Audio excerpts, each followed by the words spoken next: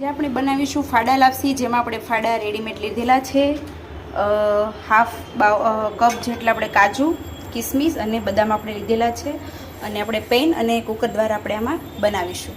હજી થોડું વધારે આપણે આમાં ઘી એડ કરશું. 5 થી 6 ચમચી જેટલું આપણે એમાં ઘી એડ કરવાનું છે અને થોડું આપણે લાપસીમાં એડ કરીશું. હવે ધીમી આંચ ઉપર આપણે ગેસ કરવાનો છે. તમે જોઈ શકો છો. ઘીને થોડુંક ઓગાળી એની અંદર આપણે કાજુ બદામ શેકવા માટે છે, એના હું થોડી વાર માટે ફાડા કરી લઉં છું. ફાઇનલી આપણા ફાડા થઈ ગયા છે અને એની અંદર આપણે થોડી કિસમિસ એડ કરીશું અને આને આપણે શેકવા માટે એડ કરી દઈશું ઘીમાં. એને થોડાક બ્રાઉન થઈ જાય ત્યાં સુધી આપણે રાખવાના છે અને શેકવાના છે. ગેસ ધીમો જ રાખવાનો છે, મીડિયમ.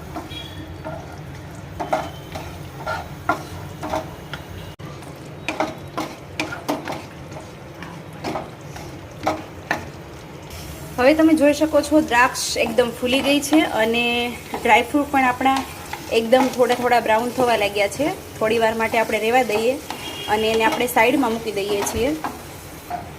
હવે એકદમ શેકાઈ ગયા છે, રેડી થઈ ગયા છે અને એને આપણે એક બાઉલમાં કાઢી લેશું.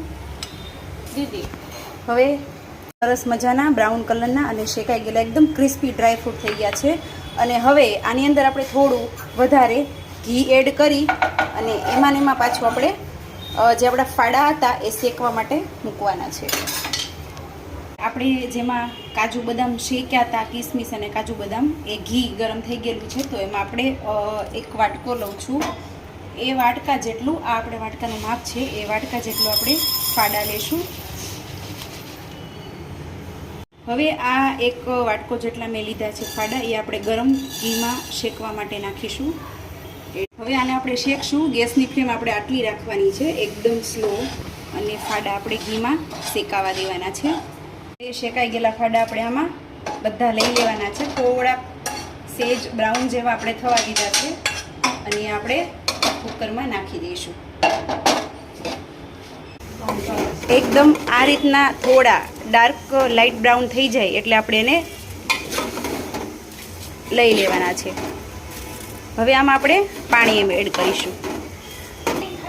હવે આમાં પાણી એડ કરતાં પહેલાં આપણે જે ડ્રાયફ્રૂટ હતા શેકેલા એને આપણે એડ કરી દઈએ અને એકદમ મેચ થઈ જાય એ રીતે આપણે એને હલાવી નાખવાનું છે. હવે મેં તમને જે માપ કીધું હતું કે આપણે એક બાઉલ નાનો વાટકો આપણે લીધો હતો, એ 3 વાટકા આપણે એમાં પાણીના નાખવાના છે અને એને ધીમે ધીમે હલાવતું રહેવાનું છે. ધ્યાન રાખવાનું છે જેથી કરીને ઉડે નહીં. આ 2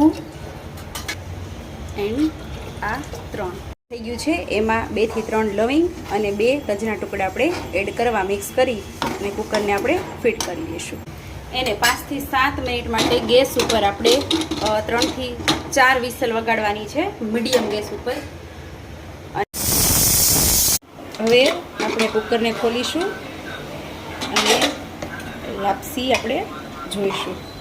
એકદમ છૂટી થઈ ગઈ છે અને હવે આપણે આગળની પ્રોસેસ જોઈએ.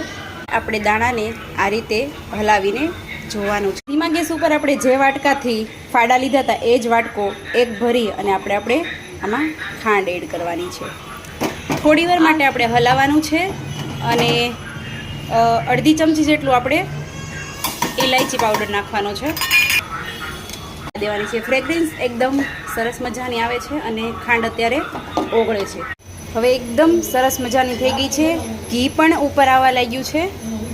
બસ 2 જ મિનિટ માટે આપણે રાખીએ અને પછી આપણે ગેસ બંધ કરી દઈશું. છે એકદમ રેડી. હવે ઉપરથી 2 થી 3 ચમચી આપણે ઘી નાખી અને આપણે લાપસી ઉતારી લઈશું. તો સરસ મજાની એકદમ છૂટી દાણેદાર અને એકદમ પરફેક્ટ માપ સાથે આજે આપણે લાપસી બનાવી છે. હવે રેડી છે એકદમ પરફેક્ટ માપ સાથે, દાણેદાર, ખુશ્બુદાર. અને આ લાપસી બિલકુલ ચીકણી નથી બનતી, એકદમ પરફેક્ટ માપ સાથે આપણે બનાવેલી છે અને સરસ મજાની આપણી ફાડા લાપસી રેડી છે.